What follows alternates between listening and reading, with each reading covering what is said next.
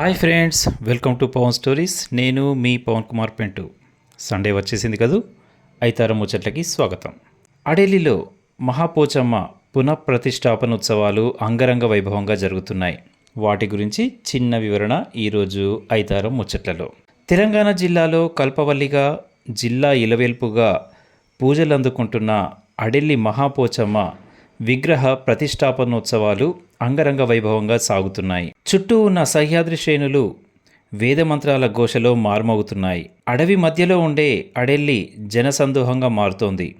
ప్రధానంగా ఆలయ గర్భగుడి, అర్ధమండపాన్ని కృష్ణశిలలతో ప్రాచీన రూపులో ఇక్కడ నిర్మించారు. ఇప్పుడు అమ్మవారి విగ్రహాన్ని స్వయాన అడెల్లి వాసులే నిలుపుతున్నారిప్పుడు.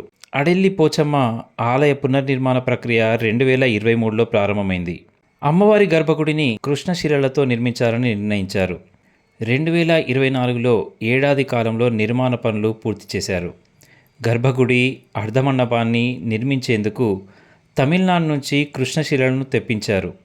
శిల్పి వెంకటేశన్ ఆధ్వర్యంలో శిల్పాలను, ఆకృతులను చెక్కి ఆలయంగా మార్చారు.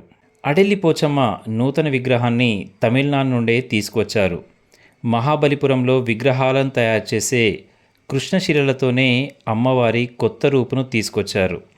తల్లితో పాటు తన 7 అక్క చెల్లెళ్ళు, సప్తమాత్రికలను, పోతరాజు, ద్వారపాలకులు, ధ్వజస్తంభం, పాత్రం ఇలా ఇవన్నీ మహాబలిపురం నుంచే తెప్పించారు.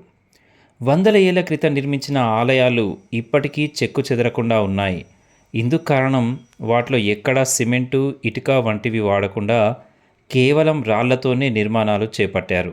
అందుకే అడెల్లి ఆలయాన్ని కూడా కృష్ణశిలలతోటే నిర్మించేందుకు సంకల్పించారు. దాదాపు 6.5 కోట్లతో ఇప్పుడు కొత్త ఆలయాన్ని నిర్మించారు. నిర్మల్లోని బంగల్పేట్ మహాలక్ష్మి ఆలయాన్ని తొలిసారి కృష్ణశిలలతో నిర్మించారు. సరిగ్గా అదేవిధంగా ఇప్పుడు అడెల్లి పోచమ్మ ఆలయాన్ని కూడా అలాంటి కృష్ణశిలలతో నిర్మించారు. ఉత్తర తెలంగాణలోని ఆదిలాబాద్, నిజామాబాద్, కరీంనగర్, ఉమ్మడి జిల్లాలతో పాటు మహారాష్ట్ర, కర్ణాటక, ఉత్తరప్రదేశ్ల నుంచి అడెల్లి పోచమ్మ వద్దకు భక్తులు భారీగా వస్తుంటారు. ప్రతి ఆదివారం అమ్మవారి సన్నిధిలో వేలాది మంది భక్తులతో కిటకిటలాడుతూ ఉంటుంది. ఈ నేపథ్యంలోనే నూతన ఆలయాన్ని విశాలంగా నిర్మించారు.